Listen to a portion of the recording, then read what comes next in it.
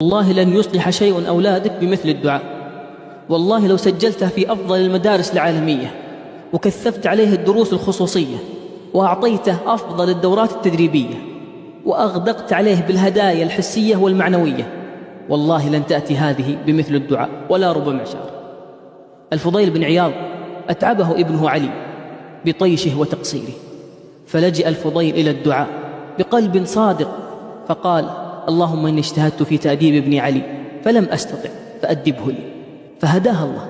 حتى قال عنه الذهبي: كان علي بن الفضيل من كبار الأولياء وكان خاشعا لله. وقيل أنه كان أفضل من أبيه. سعيد بن جبير كان يقول: إني لأزيد في صلاتي من أجل ابني، يعني يطيل في الصلاة من أجل أن يكثر من الدعاء لابنه. الدعاء أمره عظيم، والمال الحلال سبب لصلاح الأبناء. أطب طعامك وأكثر دعائك وأبشر بصلاح أبنائك.